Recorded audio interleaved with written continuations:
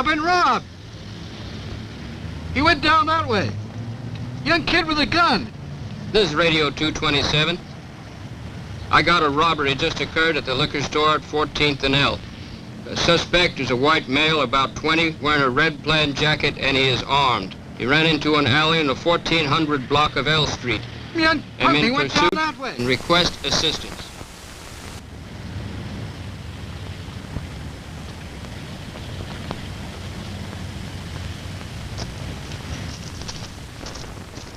Take cover. A basic rule for survival against hostile fire. This officer advances warily, selecting possible cover as he moves.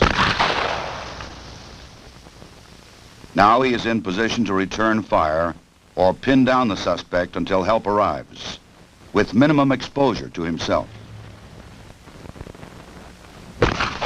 Defensive firearms training, shooting for survival, normally follows basic instruction in single and double action revolver shooting. It stresses proper use of cover and the firing positions from behind it. One-on-one is a good method of defensive firearms instruction. The coach or instructor can correct stance or grip before the pupil continues.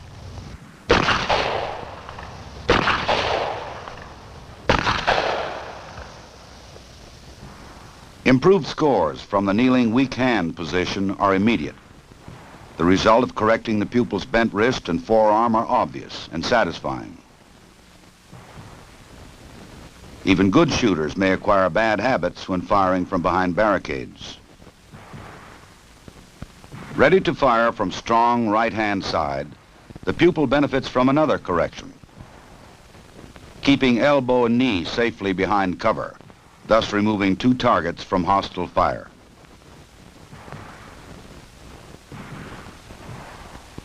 He fires a good pattern with a minimum of bodily exposure. Each firing range may set up its own course, but defensive firearms training objectives remain. Teaching the application of basic shooting techniques to confrontation situations. Failure to provide a firm base when shooting from cover makes for inaccurate shooting. Legs spread too wide provide a tempting target for an assailant.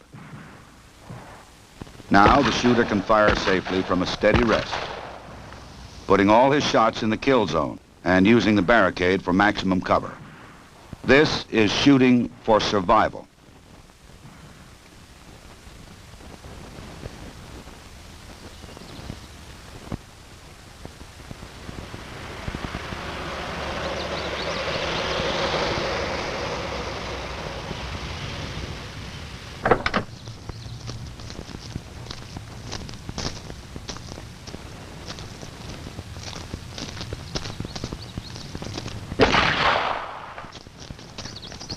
This game warden owes his survival to knowing how ricochet shots may behave. The bouncing bullets that can kill a man even when he believes himself safe under cover, behind this car or this one. In this demonstration, the instructor aims at a clay pigeon well in front of the car. The rifled shotgun slug does not leave the roadway like a rubber ball at the same angle that it hit. It has ricocheted almost parallel to the ground to pierce the target under and behind the car. Safety lies only in putting a solid object like the wheel or engine of the car between you and your assailant. Let's review this surprising effect again. While a rubber ball thrown to the ground would bounce upward at the same angle, a bullet ricochets almost parallel to the hard surface struck.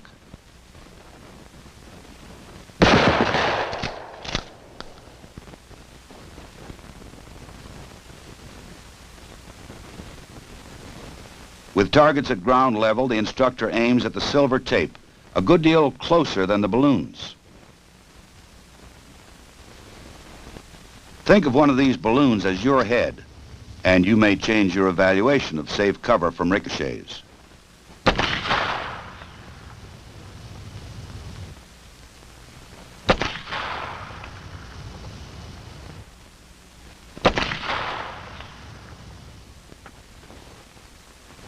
same principle maintains when a bullet ricochets from a hard vertical surface. The instructor has placed aiming points some distance from the balloon targets.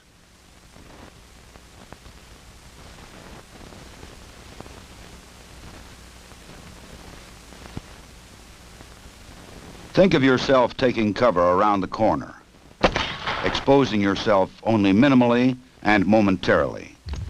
Would you be safe? Your assailant may even aim wide of the corner, as we see here.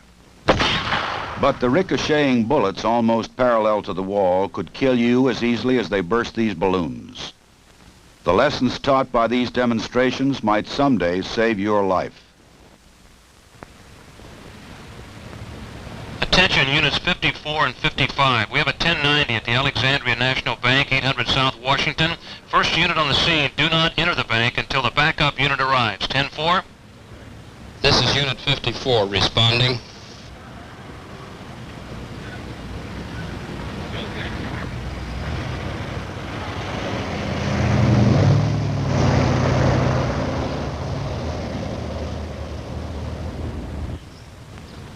Many police departments now authorize shotguns to be carried in patrol cars. As a safety precaution, they usually have no shell in the chamber.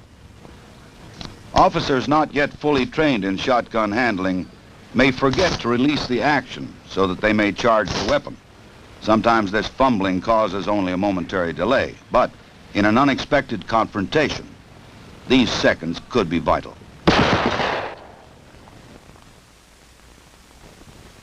Shotgun instruction, especially with newly issued weapons, must begin with thorough training in gun handling and loading. Releasing the action must become a reflex move, even under stress.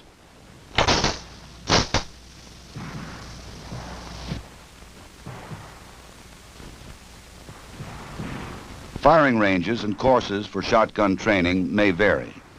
All, however, would qualify the shooter in two basic positions. Offhand aimed fire is best suited to longer ranges.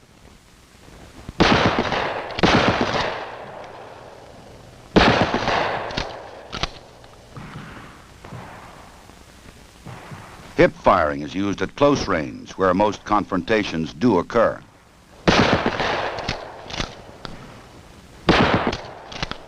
The shooter must know the shot pattern of his weapon to be aware of the safety limits of various shotgun loads.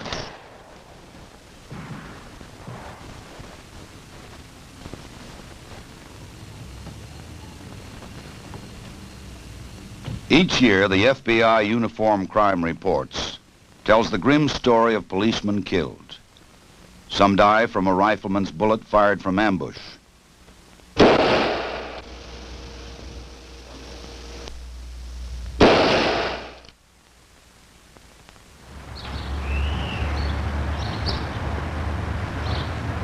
Some die at a closer range, often while performing routine duties.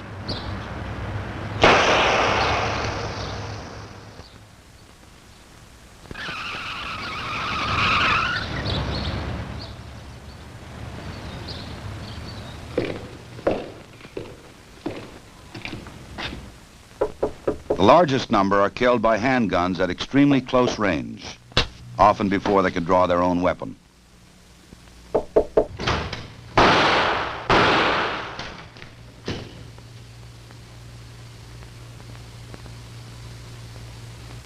Close combat pistol courses meet this challenge by training shooters to fire at targets as close as 3 feet. They will, however, include firing positions used for fast, accurate shooting at slightly longer ranges, from 7 to 15 yards. The point shoulder position fired from a crouch uses the arm as a pointer, with the front sight as the tip. It should form a straight line from shoulder to front sight without bending elbow or wrist, which would deflect the shot.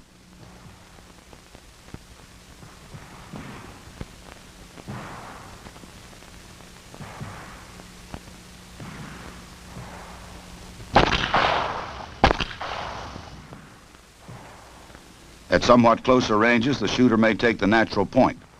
This does not use the front sight, but points the weapon like a finger.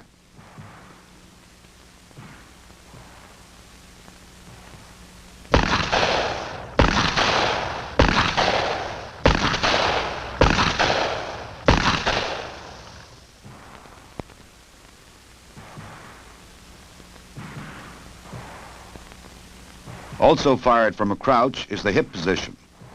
Here too, the weapon should be pointed at the target like your finger, but the bent arm at hip level makes this position more suitable to shorter ranges, where aim is not as much of a factor as speed. It is, however, on extremely short-range training that the close combat pistol range should concentrate. 2 ready gun positions should be taught. The first has the elbow resting on the hip, the weapon extended for fast pivot if necessary. This position could be used to search a room or to cover a partner at very close range.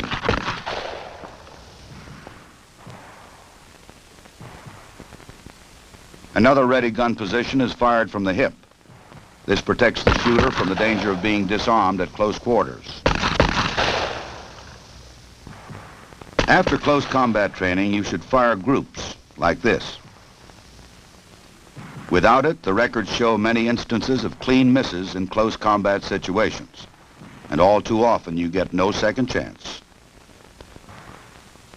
To provide a practical and competitive exercise in close combat, the FBI firing ranges in Quantico, Virginia, have constructed a prototype dueling course.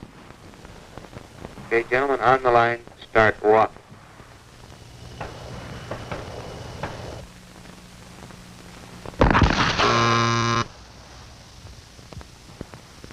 Okay, man on the left, 2 seconds flat. On the line, start walk.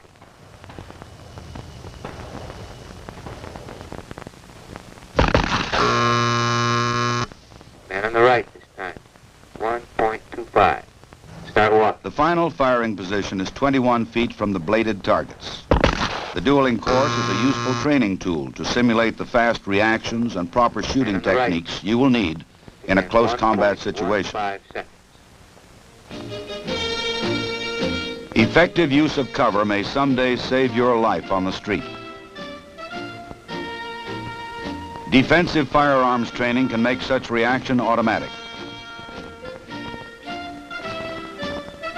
Cover may not always protect you against ricochets, which have their own rules of behavior.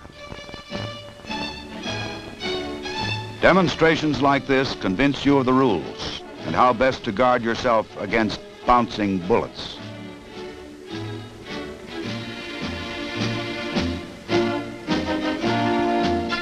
Many law enforcement agencies have authorized the use of shotguns.